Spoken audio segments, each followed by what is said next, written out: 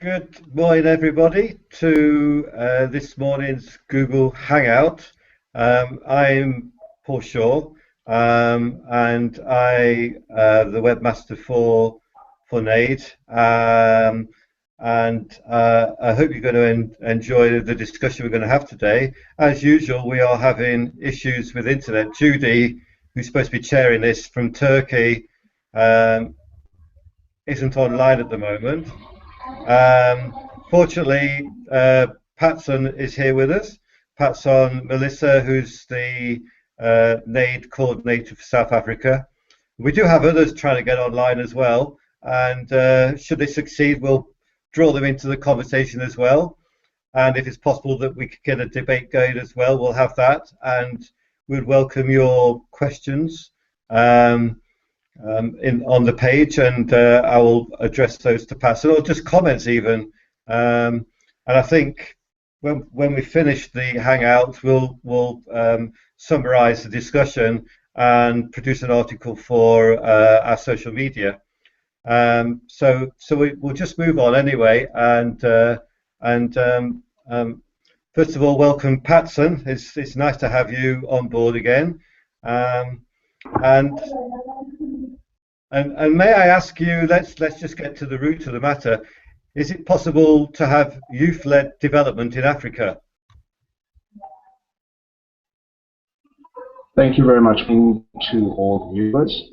I believe it's very possible for us to have youth development in Africa, considering the demographic that we have over the population, as well as the energy and the resources that are available to us. I think it is very possible for us to instigate development within Africa's context, being led by youth. Okay. Thank you for that positive statement. Would you say that most young people, with the exception of a few, are apathetic towards development in Africa? I would say they're apathetic to the means that we are presenting to them. I think everybody wants to improve their lives, but recent is the way that the system has presented itself, especially towards young people, has created a sense of apathy towards the way things are going. If you see the way radicals emerge, it's because of the fact that people believe in development. They're just apathetic about the status quo that is being implicated with regards to development. That comes from the current leaders, especially amongst us who then try and implement the written text that was being presented from the beginning. I see that Sue might be online. Are you there, Sue? Can you hear me?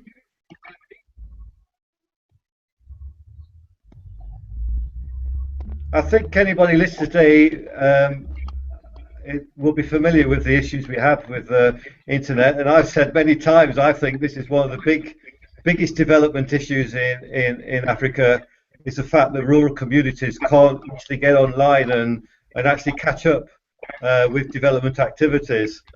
But we do our best anyway, and if we could hear Sue, it would be nice if you could introduce yourself. Can you hear me?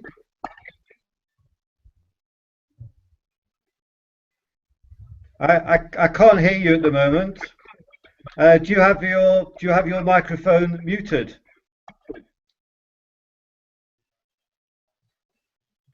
No, I still can't hear you, Sue. Do you have a microphone mute button somewhere?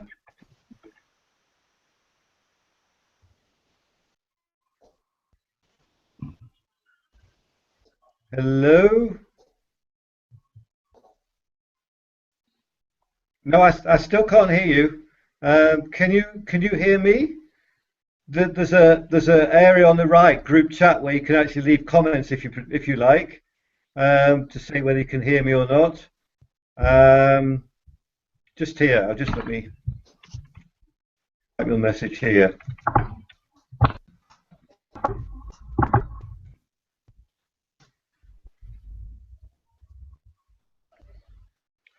I think Francis Merberry from Action 25 is also trying to tie up at the moment.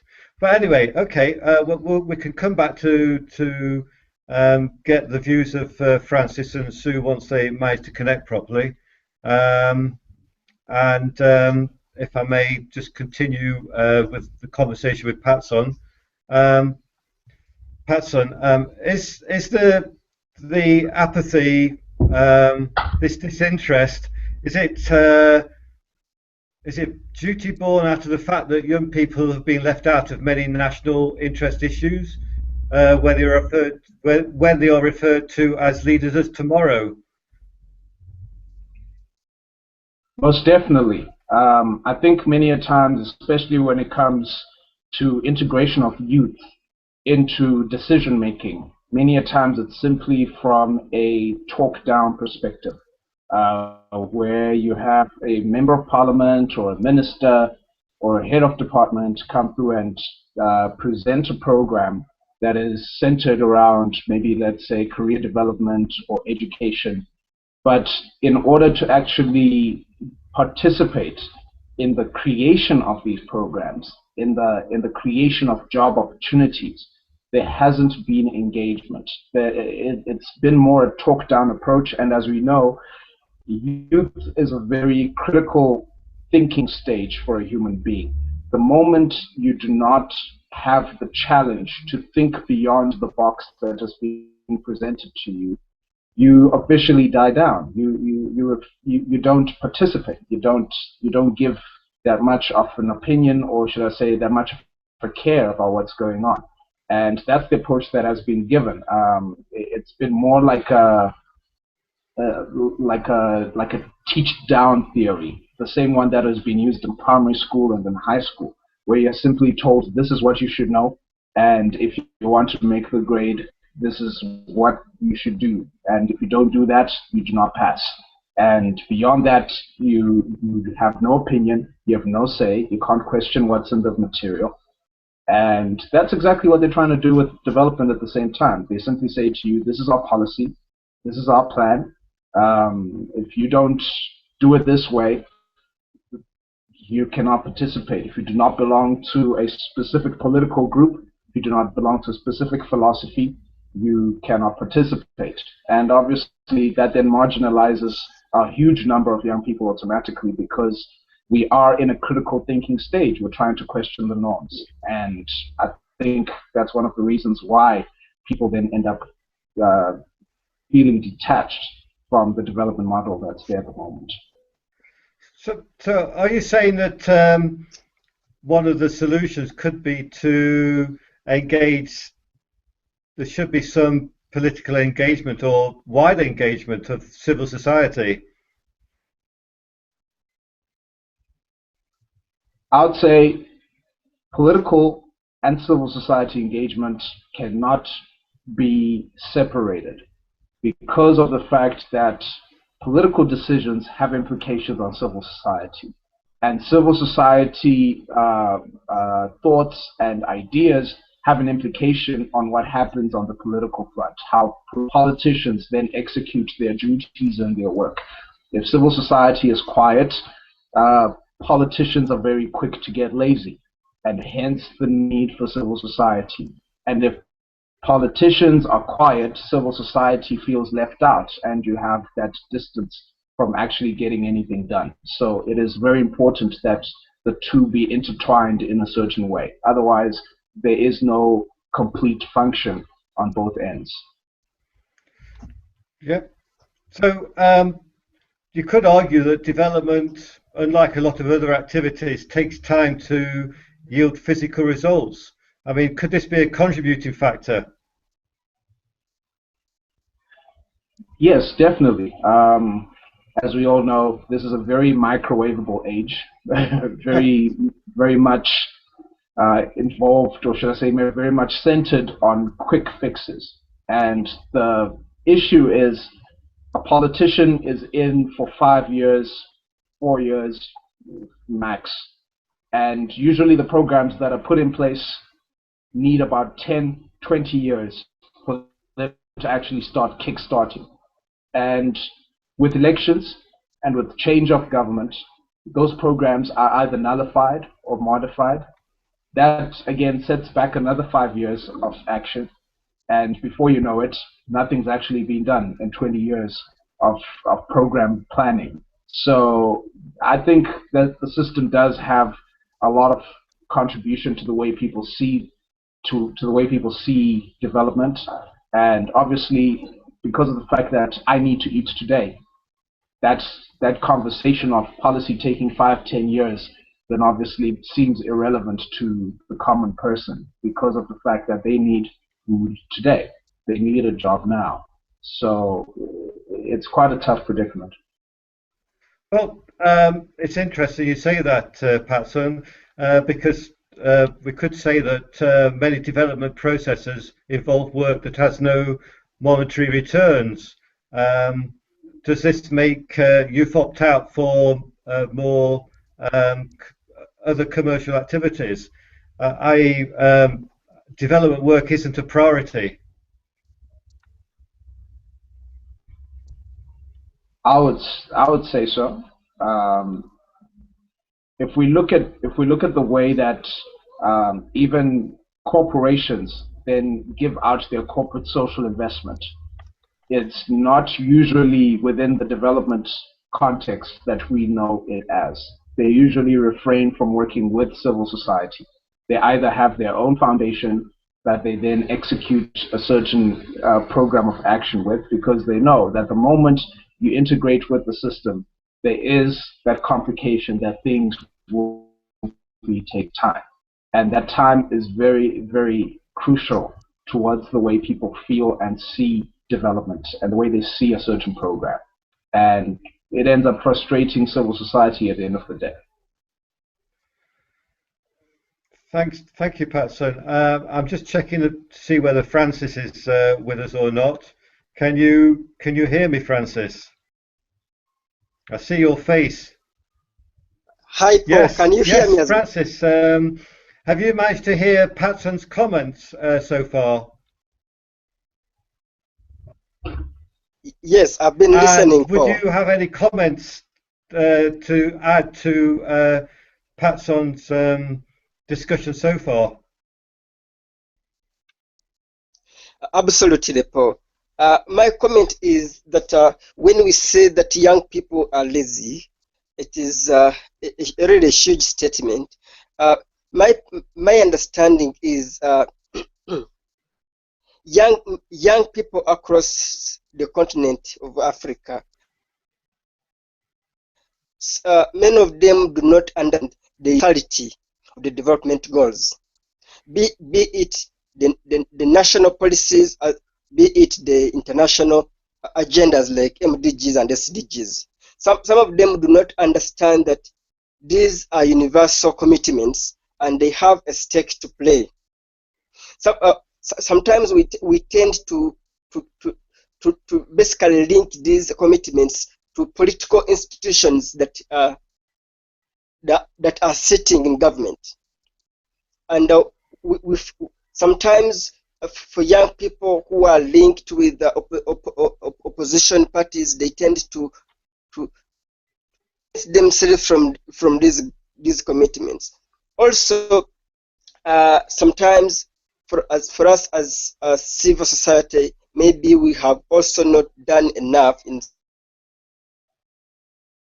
especially in rural communities, link these commitments to the indigenous young people in the rural areas, such that they understand the importance of these these development commitments and how they can contribute to their realization, be it holding leaders accountable to these commitments, be it asking the tough questions during the political campaigns of MP, of presidency, such that there is some kind of raising of pressure on leaders to deliver on the commitments. But if we do not, in situations where these young people are not regularly linked to these development goals or development programs, they tend to sit back and say that is the usual business. Let us wait for another government to come with other priorities that will suit our needs. So it tends to be a circle of waiting and failing, waiting and failing. That is my perception for now that I could contribute to the colleague who has made his submission. Right. For those who are watching, may I quickly introduce Francis from Uganda, who is co-chair of Action 2015 Youth. Is that correct, Francis? You're spot on, Paul. Yeah, that's good. Now, Patson, now we have two of you online. Just feel free to make any comments or direct questions directly to Francis, and vice versa, so we can actually widen the scope of this discussion. But if I may ask the next question, which I think you might both like to make comments on, is: have governments failed to offer enough incentives for the youth to get actively engaged in development? Patson, if you'd like to make your comment. Okay. If I can start off by just saying that earlier I did not say anything about young people being lazy.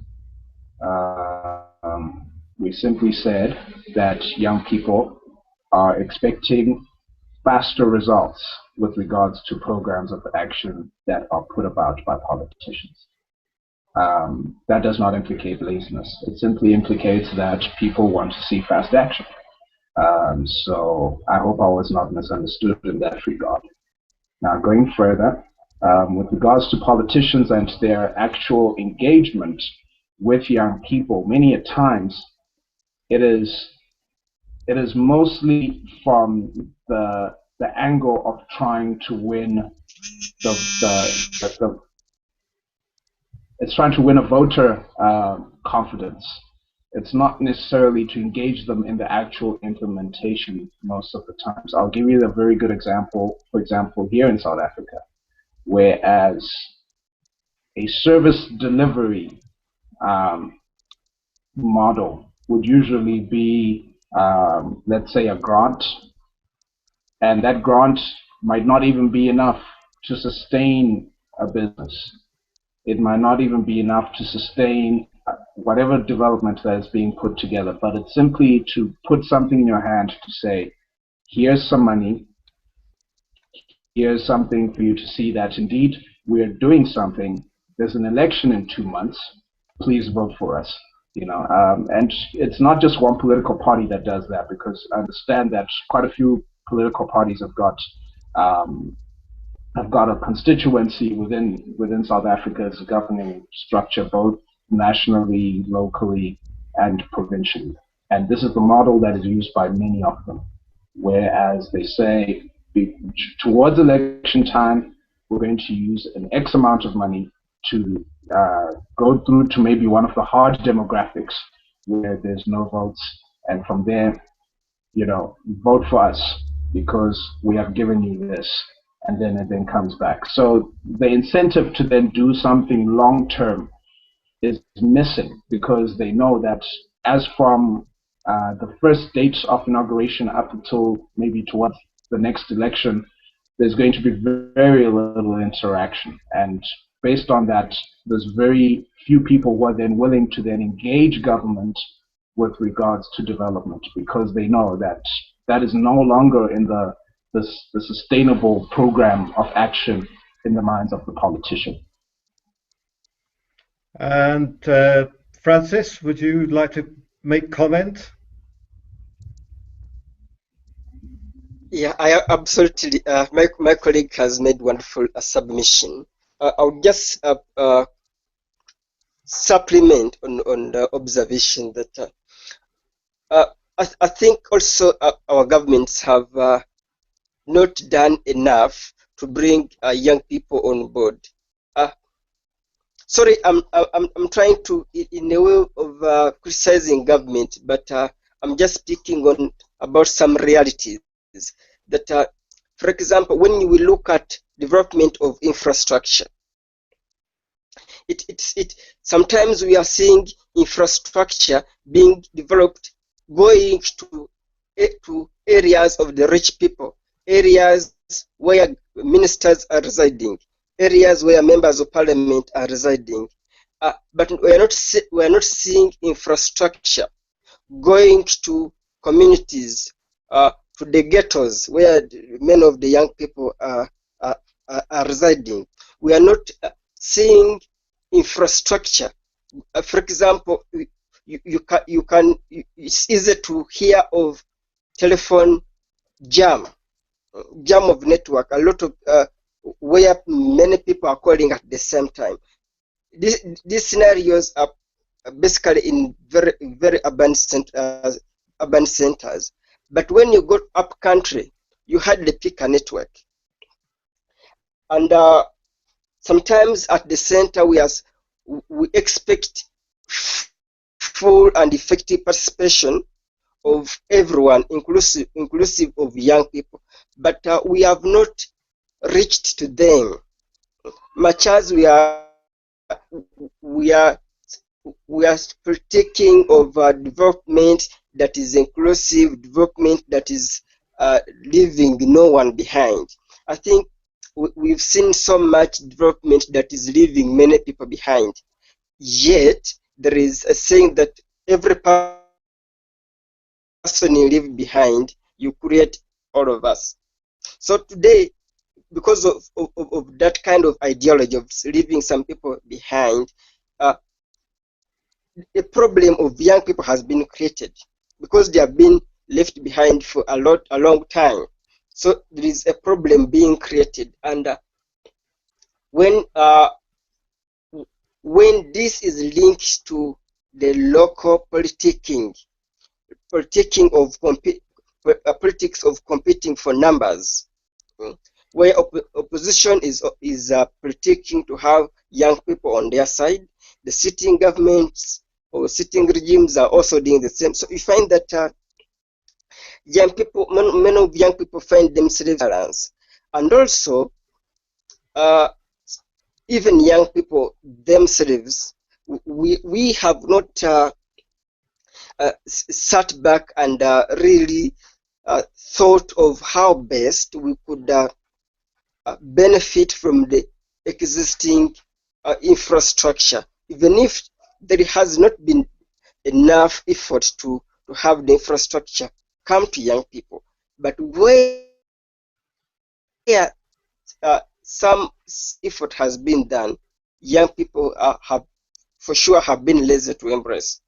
We look at, for example, internet. A lot of documents, a lot of information, a lot of tools, a lot of opportunities are circulating online. It will be an underscore to say most young people are not accessing internet. The fact is that many of them, for example, in Africa, I think over 30 million young people are accessing internet. But how are we using internet to make sure that we are participating in the development?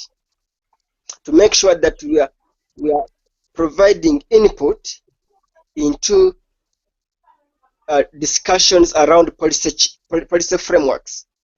Make sure that through embracing internet, you are providing input into the debates in parliament that will influence the way we live. I think those have been some of the challenges, both on the side of young people as well as on the side of those in power. Those in power, I mean those in civil society, as well as those in political governments.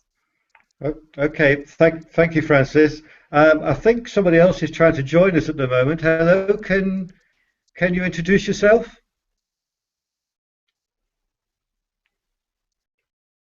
Hello, I can't hear you at the moment. Let me.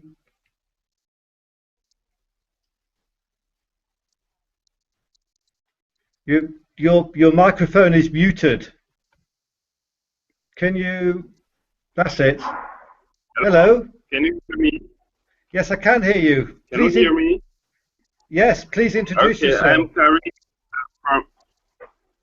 Okay, I'm Karim Kid. I'm from Guinea. I'm the country coordinator of NIAD in Guinea.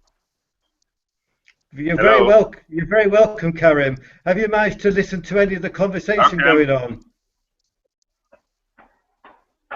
Hello, I can't hear you. Please, can you repeat your question, please? Have you managed to listen to any of the conversation so far between myself and? Sorry, I've just joined the conversation. So sorry, I'm very sorry. I didn't understand. I didn't listen to any of you. So well, I will ask. I think I've just joined the conversation. That's okay. That's okay. You're very welcome, and thank you very much for making the effort to join up.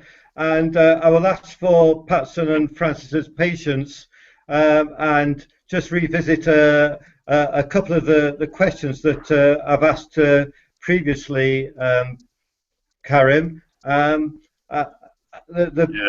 reason for this hangout is we are discussing youth and their participation in development, and specifically the SDGs in Africa.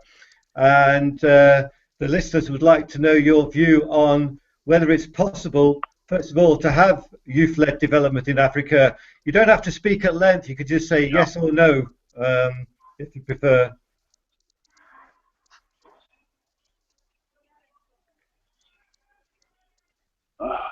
Hello? Hello. So do you think it's possible to have youth-led development in Africa? Yeah, I think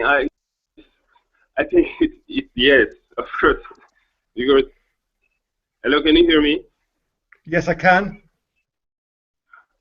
Okay, I think the youth can lead development in Africa. That's okay. I'm happy with that answer. We all agree. We all agree that can happen, but I just wanted a very basic yes or no. But do you think that most young people are apathetic towards development? Well, my point of view is that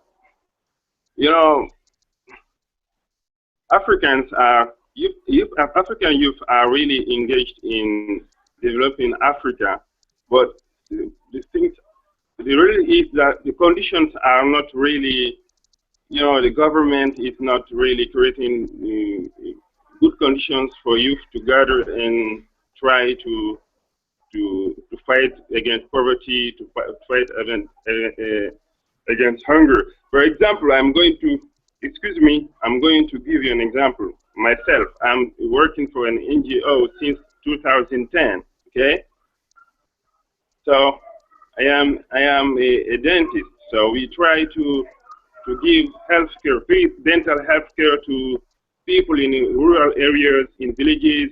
We try to go and to relieve pain, to give advices in order to improve people's health. But we don't get any support from the government. We don't get any encouragement. So I think the youth are really engaged in developing Africa, but we don't have any support. That's the problem,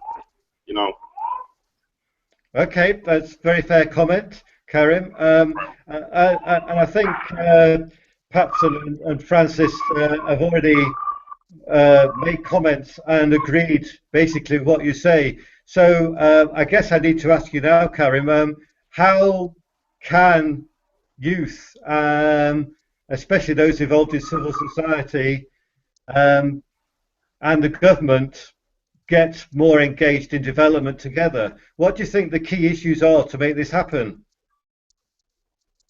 What needs to be done? Okay, the key issues are that what should be done? We should have, more discussion. We should be, working together. We should gather and try to make a development plan. Try to work together hand in hand, because the government has its plan. The civil society has its plan. We are not working together. We are not really. We don't have common plans. The government is, especially in Africa, every government is trying to to set his political plans. Everything is about politics. It's not easy to find a government who is working hard to try to put on a plan for for development of the continent. They just want politics. They just want to stay on power. That is a problem. And we, civil society, we're trying to work hard to make Africa move, to change things, to fight poverty. But this is not, I don't think the government has those goals. The government should have the same goals as the civil society, because it's different. We're working for Africa to develop, but the governments are working just to maintain maybe the president at his position.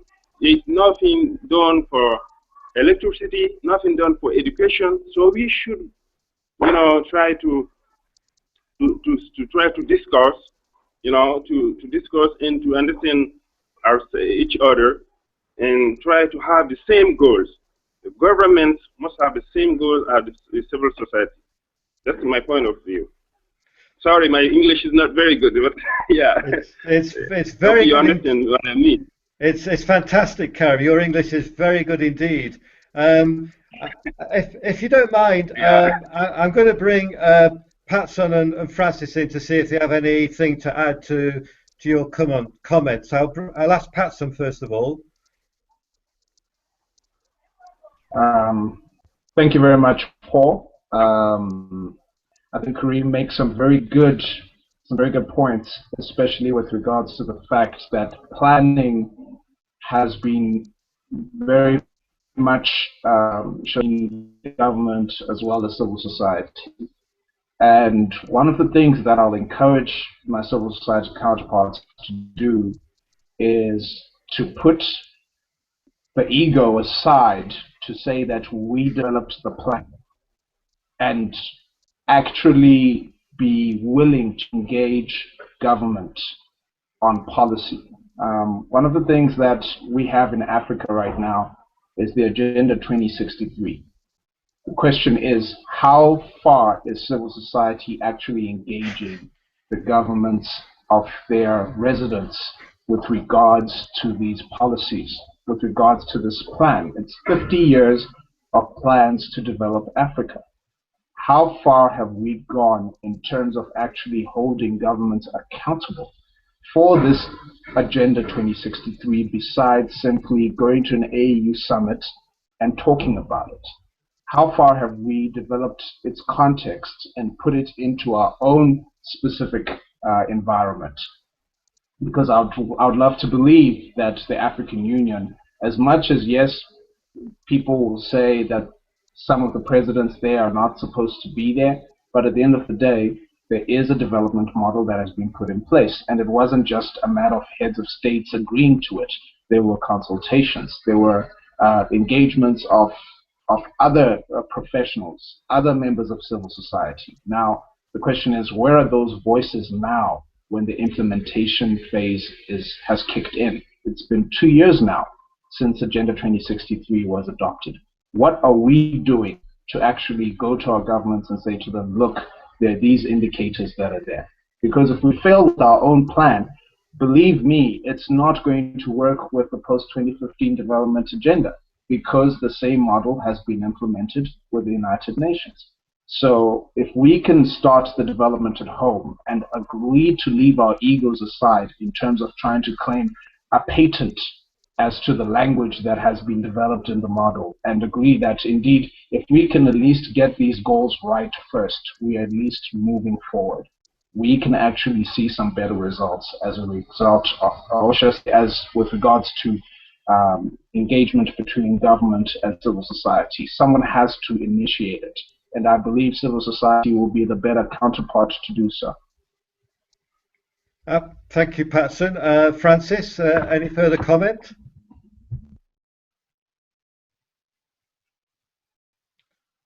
Francis, are you still with us?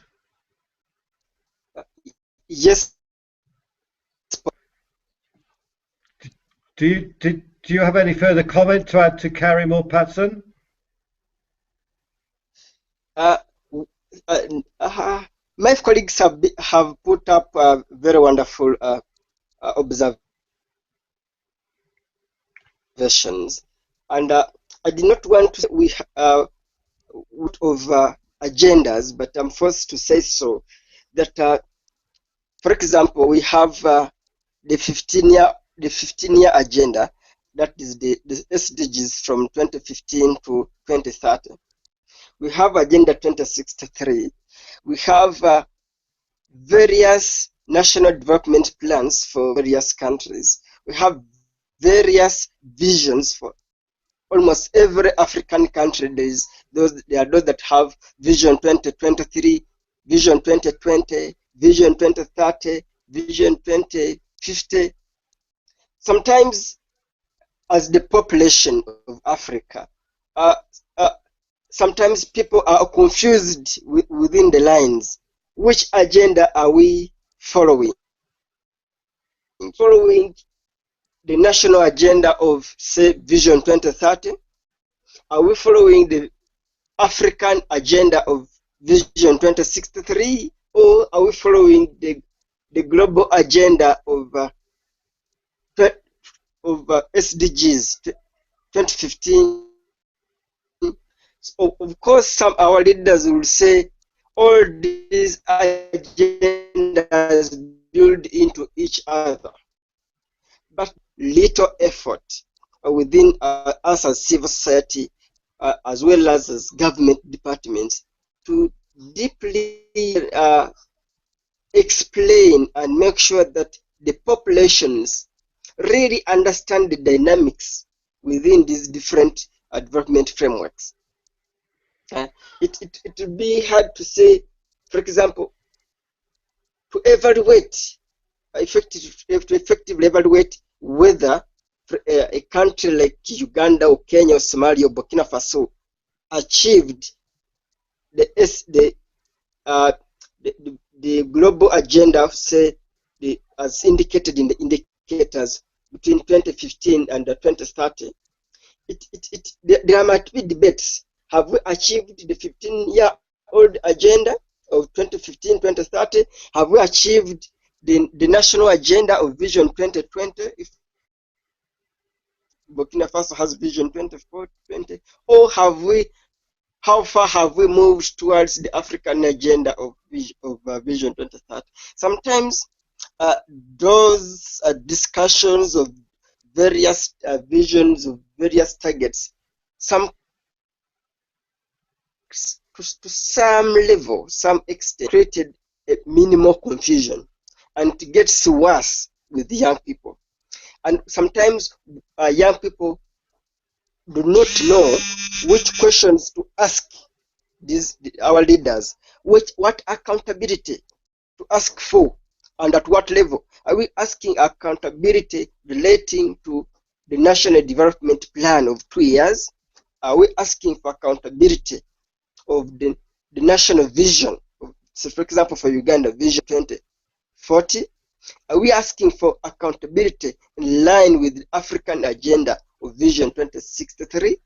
Or are we asking for accountability in line with the Millennium, in line with the Vision 2030, 15 years? Sometimes some young people do not know or get into the confusion what kind of accountability and on what platforms, what levels should we ask our leaders to deliver or to account for. That, to some level, that has created some kind of confusion. And also, I don't know, I think also on the side of our leaders who signed these commitments, mind you, there are also regional commitments, like commitments of SADC, commitments of East African Community, commitments of COMESA, sometimes I would say there is complacency. That after all, if we fail on the national agenda, we shall concentrate on the regional agenda. If we fail on the regional agenda, we shall concentrate on the continental agenda. Let us concentrate on the global agenda of SDGs. Sometimes it has given some level of excuse to our leaders in terms of accounting for accountability. I was interacting with some of our officials down here, in line with the level of citizens' participation in designing this framework, as well as how citizens will be able to make their leaders accountable at various levels. They will say, for instance, you are talking of SDGs. For us, we are beyond that. We are looking at Vision 2063. Your SDGs are ending in 2030. We are looking beyond that. You see, so some kind of political language that causes escaping of real questions, escaping questions that are coming from young people on specific areas of accountability and participation. Good. Well, yes, it's a very good point, Francis. But I mean, I would comment that 2063 is actually hard to imagine. It's a long-term horizon, whereas national development plans, say for 2040, it's easy to get your head around because the time horizon isn't as far. 2030 is definitely within what I would say is a reasonable time horizon, but it's a very good point. How do you actually coordinate these different development plans? Karim, do you have a view on this?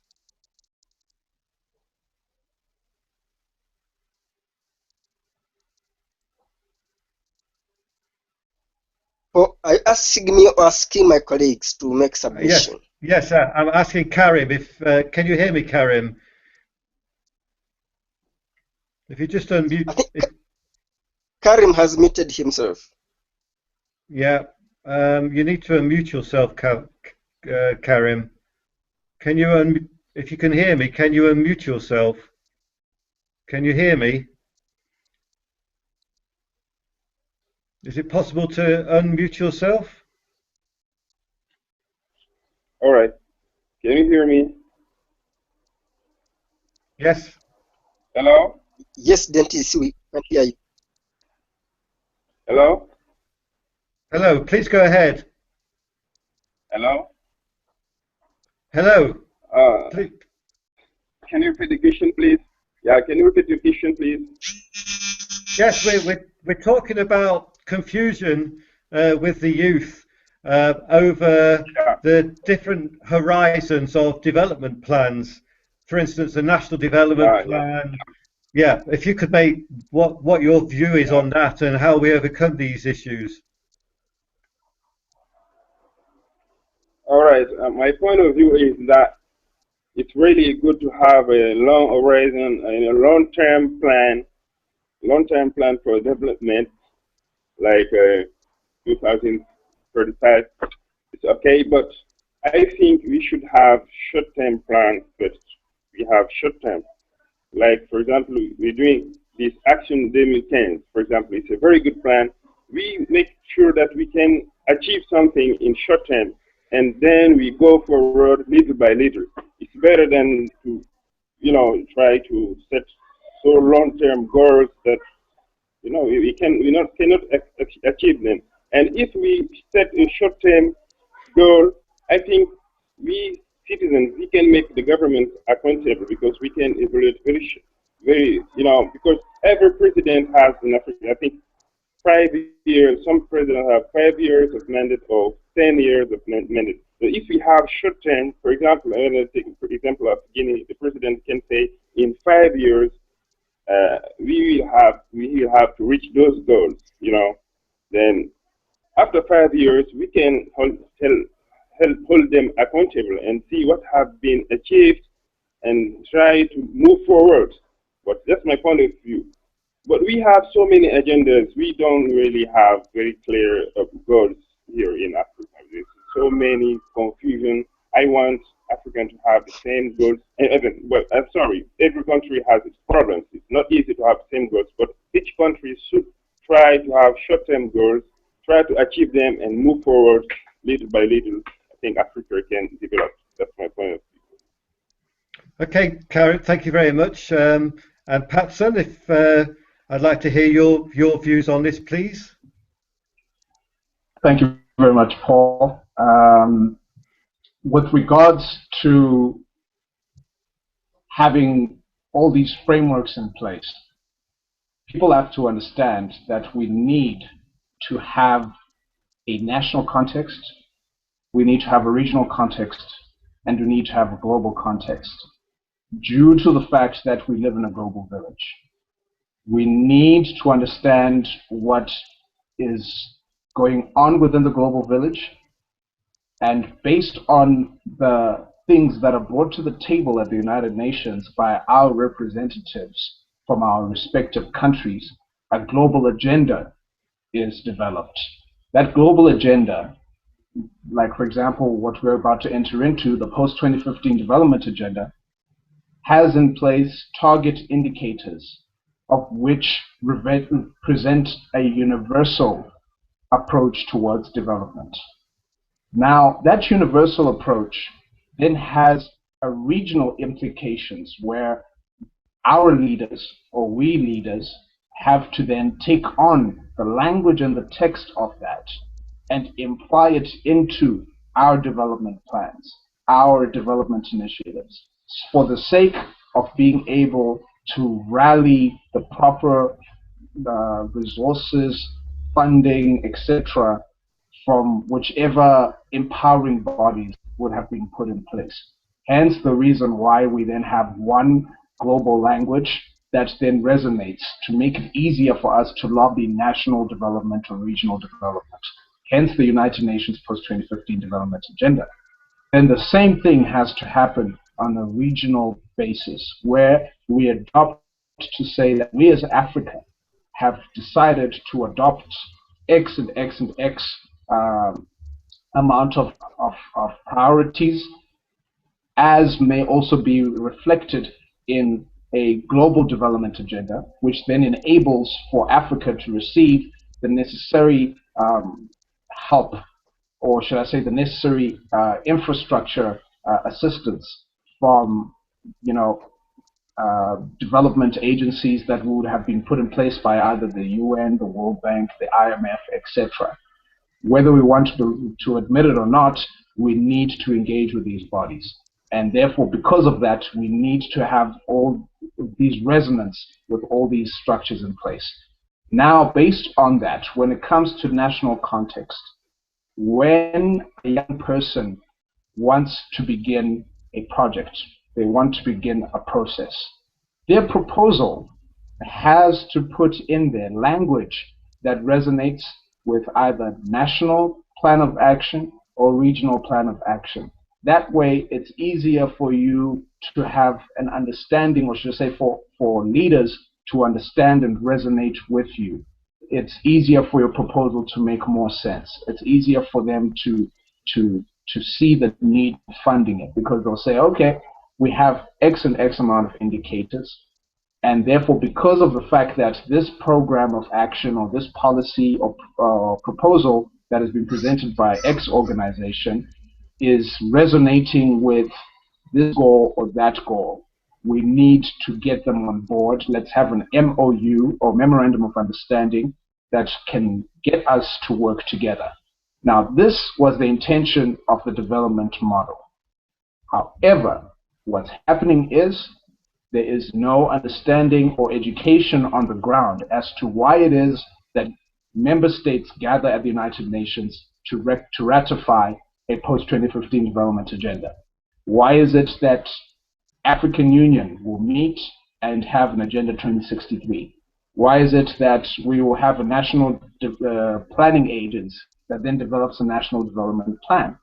It's because of the fact that all these tools are put in place to actually have the global village speak one language and speak in the same context, so that when we talk development, it's easier for us to be able to resonate. Yes, it must be put into national contexts, but at the end of the day, it will remain one agenda. And based on that, I think it would really be good if civil society would take the lead in actually trying to get governments to put in the right language into the context of the global agenda as well as regional agendas. When these negotiations take place, it is usual for African civil society to sit back. And that's the unfortunate part. We sit back when it's time to actually put in the language, because when we are asked, we don't know how to articulate it. When we're asked, what is it that you want? All we do is present a problem. What do we do with the solution? Where is the solution? How do we present ourselves to our leaders? Are we presenting ourselves as simply the opposition? Or are we presenting ourselves as people who are willing to work together with these entities to actually achieve a global development agenda? That is one of the things that we need to stress amongst ourselves. We need to be one with our governing agencies. They are there to work with us. And the more that we try and engage them, lose our egos, it's much easier to deal with. And yes, some of them are difficult, and I agree. I have the same problem here in South Africa, but that doesn't mean that we must stop trying. These things are put in place to help us. And I'd rather struggle in this system than have no system at all, and you don't have a place to begin with when it comes to development. Thank you. Thank you very much, Patson. Karim, is it possible to come back to you quickly and take up Patson's point that civil society is part of the problem in development? Would you agree with that comment?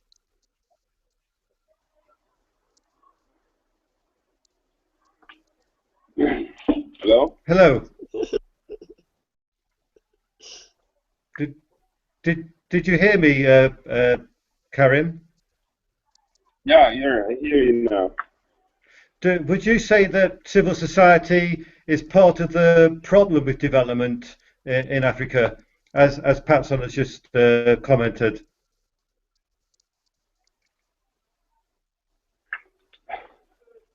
I mean, I have to comment his objection. I mean, civil society is really participating in development of Africa.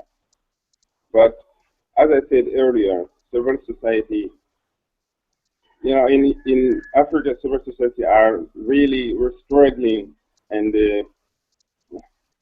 I mean, there's not understanding between the civil society and the government. That's the problem. And I would like to have a point about what he said, that we have to put a global agenda or regional agenda. I think he's from South Africa, but South Africa has not the same problems like Guinea. We have very difficult problems here in our country. We don't have electricity, we don't have water, we don't have healthcare insurance. So globalizing the plans, globalizing the agenda is not easy, not very easy. I think we have to try to help every country try to reach a level, and from that level we try to globalize things. And yes, we can set global goals, but you know, the African country don't have the same development level. So that's the problem, I think, because when I take West Africa, for example, Senegal is a little bit more developed than Guinea, and Cote d'Ivoire as well is a little bit more developed than Guinea. So we don't have infrastructure, we don't have light. While Senegal and Cote d'Ivoire are working very hard, they're doing very good in this way. We're building roads, building schools, building hospitals. So I think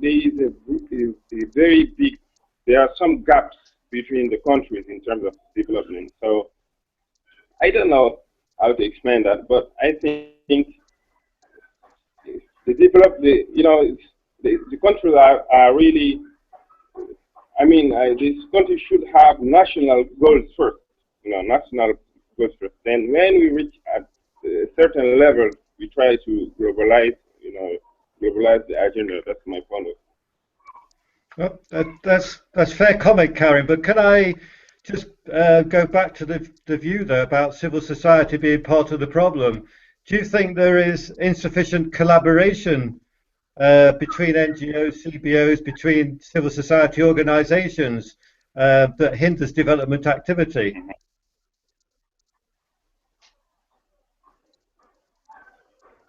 You mean civil society is not part of the problem? I think civil society is the solution in Africa. The civil society is really the institutions that are, the organizations that are trying to make the government aware of the problems of the people, because we are close to the people, to the poor people. The government is not close to, they can't see the problems on the ground.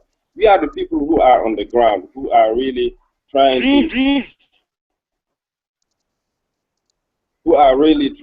to understand what the population needs, what are the real needs of the population. So we are the solution of the problem, because we just need help. We just need support. We just need the government to understand, what we're working, what we're doing, and try to support us and try to, create a kind of collaboration to find solution to the problems. I don't know if I am responding to your question. Well, the question is there by collaboration, Karim? Our civil society, is your organisation working effectively with other NGOs, other CBOs? Is there an effective network that actually adds power to the need for development? Is the government listening to your voices? Yes, I think that's a good point. I think we should work with other. For example, we have a coalition here in Guinea. Yeah, we have a coalition of many NGOs working together to be stronger. So the government listen to us. As you said, I agree with that. I agree with that. We need to be a coalition. We need to move forward together. We need to, to have the same voice, to speak as one, and to try to have the government listen to us. Because if we go, separately, one by one, it's not easy to have very much impact and to have the attention of the government. I agree with that. That's what we need. We have to, as in Guinea, we have action mechanisms, I think, as helpers. We have action mechanisms. We are about 20 NGOs working together to try to reach the development goals. Yes, that's my point of view. We need to make coalitions. We need to, Well, obviously, that's one of the principal objectives with having our network, NAID, and having country coordinators is the main role really should be to network with other development partners. Anybody who is involved in development, it's just to make them aware that there's a network trying to get people to work together more effectively, basically to develop your country more effectively and your continent more effectively. So I would ask, how can we ensure that more young people are involved in development activities and projects then? Do you think there is a shortage? There is a bit of apathy there, we've agreed. How do we actually encourage more young people to be involved in development activities? We're getting towards the end of our hangout now, so it'd be interesting to have your views on that, Karim. Well, for example, we were, I think, a week ago, we had a meeting with our colleagues from Action Living, and we were really, concerned about that problem, how to engage the young people to join us for development, for African development, and to get them involved, to get them engaged. So we use, very often, we use social networks, we use Facebook, we use Twitter to try to send out messages in order, because this is a very strong network. We can have one message sent to millions of people, as you know, and we try to get young Africans, young Guineans involved by giving them, explaining to them that their future counts. This is about the future. This is about the future of their country. So they have to get engaged. And we're planning to have various activities, like going to holding conferences and press conferences, and trying to use very effectively the radio stations, the social networks, to try to engage young people. But let me tell you, it's not easy. It's not easy, because I think that, many young Africans don't realize that it's so important to stand up and to try to find a solution, to get involved in the process of finding a solution to our problems, because sometimes we are victimizing ourselves. Young Africans are just saying the government is not doing what he should do. But many young Africans are not aware that they should stand up and try to find a solution to their own problems, and by joining the NGOs, by joining the coalitions, by joining the civil society. Thank you very much, Karim. Excellent points there. And I'd like to bring Francis in for his comments on what you've just said. Francis, if you're there.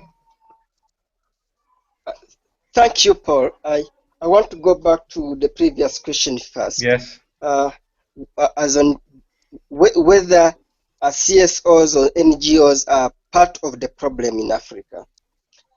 My own personal thoughts it is yes and no. Yes. Yes, because of because of competition to have projects proposals financed, there has been a level of scrambling and petitioning communities, unnecessary competition, and sometimes because of having CSOs competing amongst themselves because of because they want their proposals funded, they want to be seen as they are more on ground than other CSOs. I think in some way that has been a problem. Also, there has also been competition and owning ideas. Like this is our idea as this NGO. Mm-hmm. It is ours, and there has been in some areas little effort done to universalize these ideas, saying this is, for example, identifying a problem and saying this is a problem. This is a problem. How can we bring on board other CSOs to work together such that we solve this community problem, such that we borrow, we learn from each other's strengths in solving this problem. So in a way where that has been a failure, it has led to negative to negative results in some communities. Hence, NGOs being part of the problem sometimes. And on the other hand, I applaud some very strong NGOs and in many communities that CSOs have invested in research, invested in efforts to collect data that can be used by policymakers at various levels. We have seen many government personnel referring to reports that have been produced by CSOs. We have seen many CSOs contribute to service delivery in areas where government has not been able to reach. So that is a credit. So in a way, yes, partly we've been part of the problem because of the competition and the tendency to own ideas, which should not be, and also on the other side, being part of this problem-solving process in terms of data collection and also in terms of reaching where government has not reached. So that is my submission on the previous question. Maybe for the I'll request you to repeat for me the new question such that I can also react to it. That's okay, Francis. Please be patient with me, Karim and Patson. I'm going to try and bring Sue on board if I can. Sue, can you try and unmute yourself, please, and introduce yourself? Can you try and unmute yourself, please?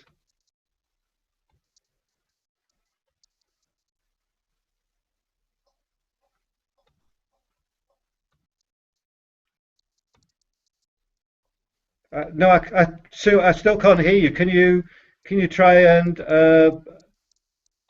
use the mute button? It should be at the top. That's it. That's it. Hello, can you introduce yourself, please? Hello?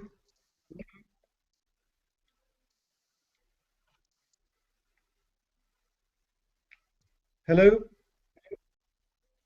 We can't hear you at the moment. I know you can hear me.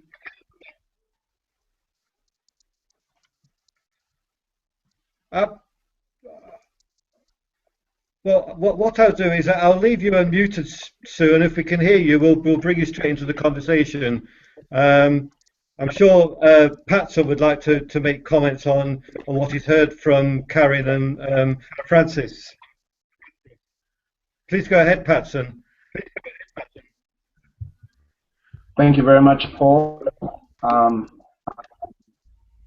would like to also say that with regards to getting development, especially in Africa, you'll be surprised that many of the African countries, in fact, almost all of us, especially in sub-Saharan Africa, have got very much similar problems. In South Africa, we have about a 35% unemployment rate, of which in that 35%, 60% of youth are unemployed. And on top of that, the majority of South Africa lives in informal settlements. There's no electricity, there's no water, and many of them actually do not have any means for them to get their lives to be better. So I'd like for people to understand that when South Africa talks development, it too has its very, very serious challenges. The developments we have in upper towns are made to benefit a very small few, and there's even a ceiling on the middle class that for you to even achieve that status, it's basically impossible.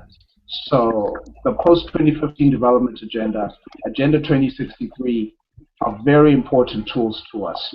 And based on those, I then encourage my counterparts and all those listening to embrace these two tools to actually lobby for development on the ground.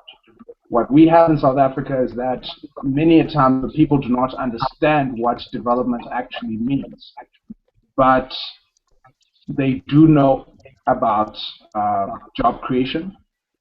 They do know that the entrepreneurship, most of it is informal at the moment, but there has been for a while a lack of capacity support from the government to informal business because of all the red tape in policy with regards to supporting business. But that is changing with the small business department that it was instated last year. One of the things that civil society can do, of which NAYD is actually part of, is to actually try and convene conventions of entrepreneurship development, where it's not only just a matter of having a practitioner come and teach you how to do development, but also have people from the Department of Small Business to come and engage the young people on what it is that they're looking for in a proposal. What is it that they're looking for in an entrepreneur? Because the moment that you are no longer, or should I say, the moment that you do not know what's required and you just present a proposal, it's going to be impossible for you to actually walk in. So we are trying to create that access between local government as well as national government alongside small entrepreneurs. And that's also part of development. I think if we get to contextualize development into our national spheres, weigh out what language speaks best to the issues on the ground, and then translate national, or should I say global context into the national implementations as civil society now, and then engage government in that process, things will be so much easier for us. And I think that if the Network of African Youth for Development, or should I say, adopts this model, it's so much easier for us to also contribute to measuring development indicators as may be needed on a national and international context, as well as also being part of the implementation and not only just the discussions, because there's a lot of discussions taking place, but very few matters of consensus where people in government and civil society are saying, yes, let's work together. And it goes back to this point that I've been stressing throughout this program today, and that is that civil society will have to be the better person in this predicament, and simply humble down and say, you have a plan in place, you have a policy in place, we have a proposal, we meet up in this language and that language, let's work together. I think that will take us forward with regards to engaging young people in development. Okay, thank you very much for those fantastic comments, Patson. Sue, are you with us? We are getting quite close now to where we need to finish. Have you managed to get online?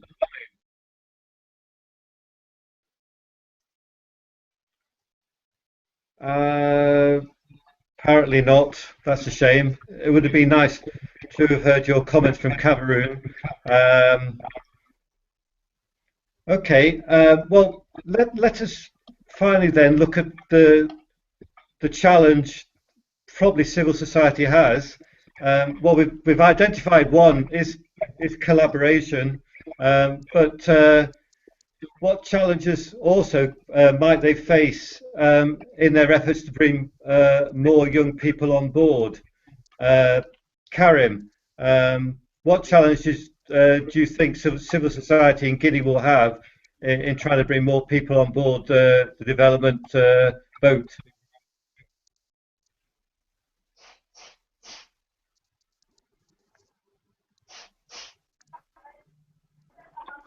Thank you, Paul. Hello, can you hear me? Yes, I can.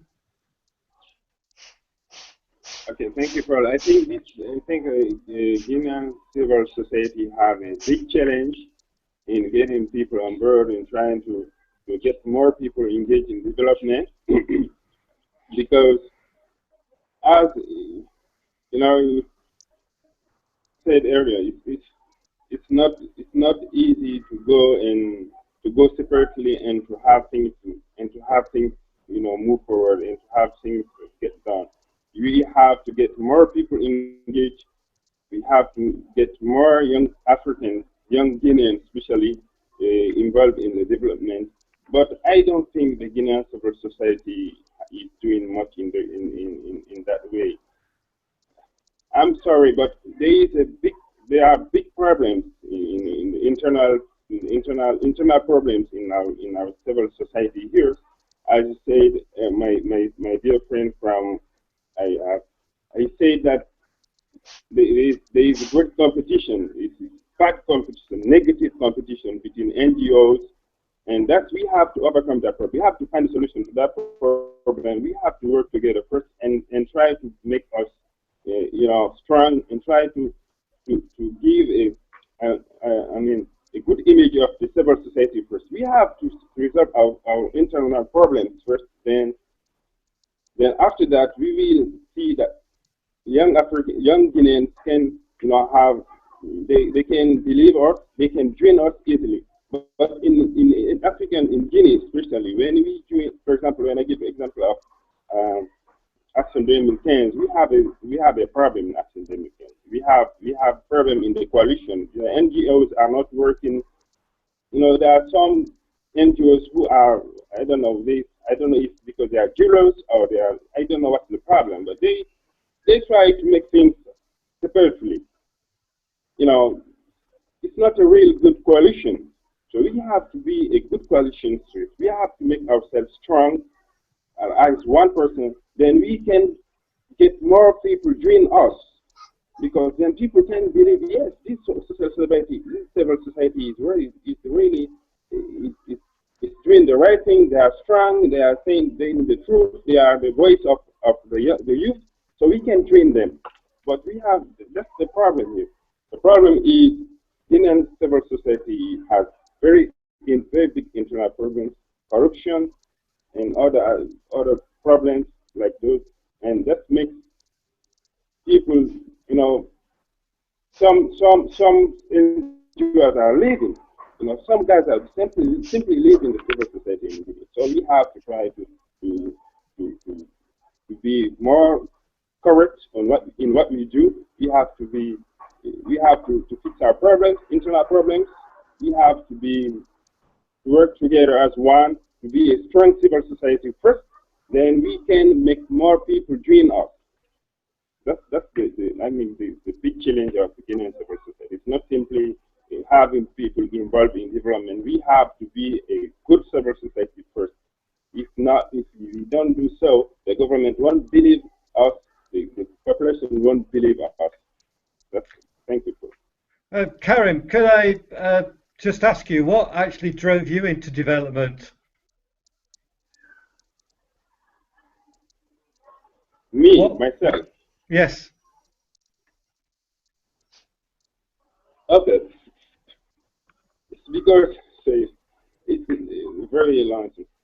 I mean, myself, I come from a very modest family, so I have studied in very difficult conditions. So I have looked at what's happening around me in my community, in my country. I have realized that they have to express themselves, but they have not heard by the government. There's something. I have seen that something needs to be done to change the situation, and I felt like I was really concerned about. I have to be part of I want to be part of the solution. I have to stand up, and especially in my area, I told you I try to have my NGO and try to manage and to try to organize some dental camps to go to the villages where a specific problem of dental care problem. I have seen that specific problem, and I have seen no solution, no one doing something to find a solution to those people. No one is doing something to help those people. So I felt like I should do something about it. I should do something about it. That's one example, one of the examples. But one of the reasons I try to get engaged in development. So I felt like I can stay here and just look and watch what's happening. I have to get involved. I have to get involved in development because it's about my future. I'm concerned about my future. I'm young and I see my country is very poor and my country is not moving forward and things are not changing. People are getting more and more poorer and poorer. Things are getting worse in my country. So I just can't stand and watch the situation getting worse. I have to act. So the natural follow-on question is, how do we spread your determination to help, your self-determination to help your community and your country develop onto others? What is the key thing that made you the person that you are?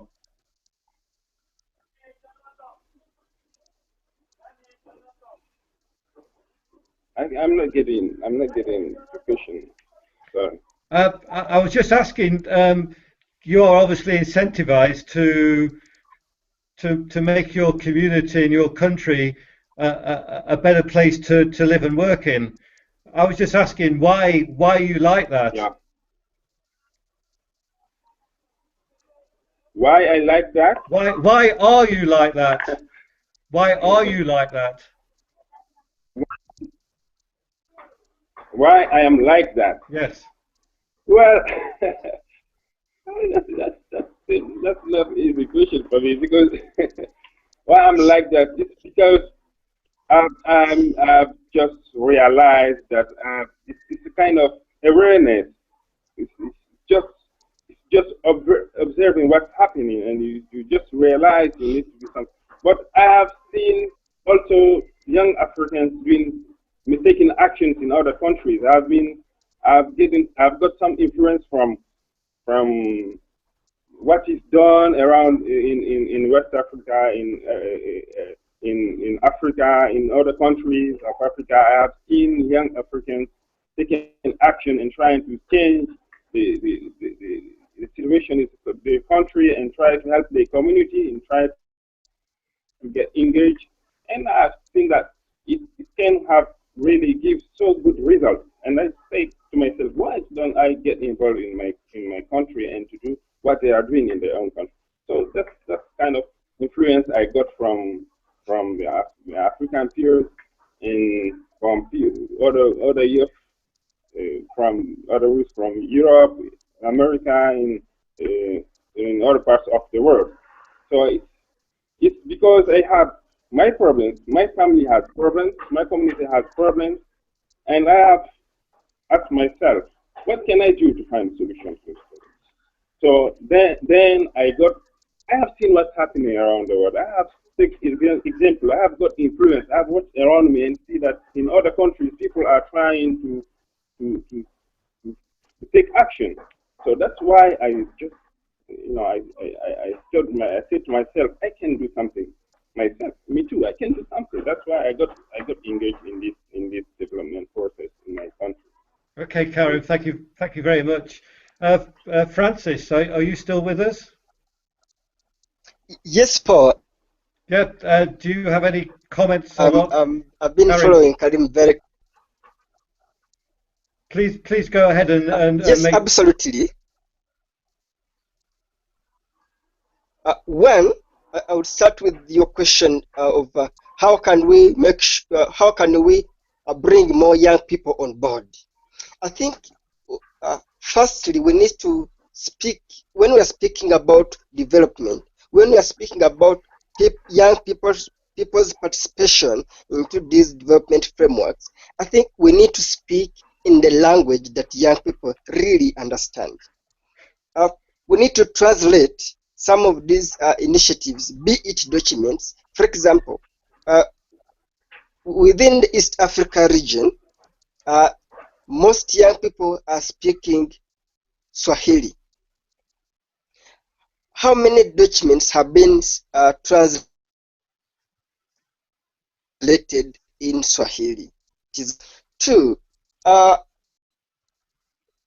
Young people across the continent are speaking the language of poverty. As CSOs, how many of us have started, apart from advocacy, have started initiatives that are empowering young people to do entrepreneurship.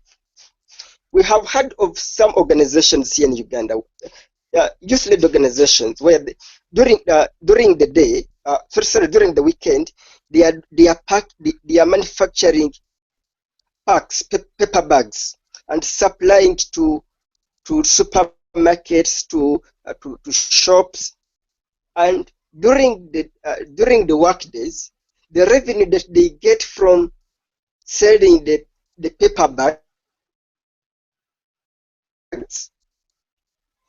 their community seminars, talking to fellow young people about how best they can participate into development, how best they can fight poverty that is crippling them in rural communities. I think as CSOs, we also need to live the language we are speaking.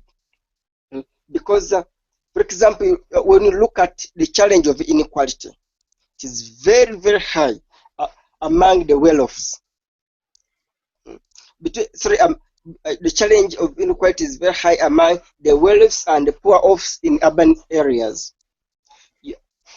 However, when you go to rural communities, you'll find that communities are more equal. Young people, speaking of young people, most young people are equal. But at what level are they equal? They are equal in poverty. You find that very few young people have reached a level of success compared to the bigger politicians, bigger businessmen, and the poor and the other poor. So we need to find if, for example, there is some level of equality among young people and in rural communities. We need to build on that and make sure that we are upgrading ourselves together to a better life. Two, reacting to what a colleague has said about his personal motivation to changing himself as well as changing the community in which he lives. I think it is a brilliant observation, and as individuals, we need to take lessons from that. So our inner drives, and as well as plant that drive, plant that anger, spread that desire to other people. For me, I believe life is like an art piece. Whenever an artist touches it, the value of the art piece changes. So if we take ourselves as good artists, let us touch more young people. Let us touch more rural, poor communities, poor young people, such that we uplift ourselves as well as uplift others. In a way, we will be making tremendous contribution into bringing more young people on board. That will be accelerated with the initiatives to translate these discussions that we are seeing on TV, these discussions that are all over on internet, the discussions of SDGs, discussions of Vision 2063. We need to translate these discussions to people such that they can contribute in their own languages. That is my contribution, Paul. Thank you very much, Francis. And Patson, would you like to also comment on what Francis has said, or Karim has said, or just generally?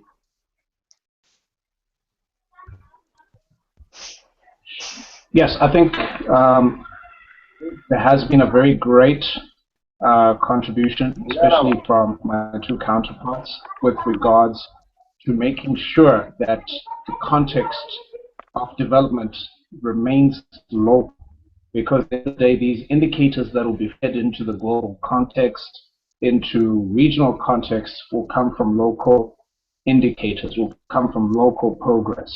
So for us as leaders in civil society, it will be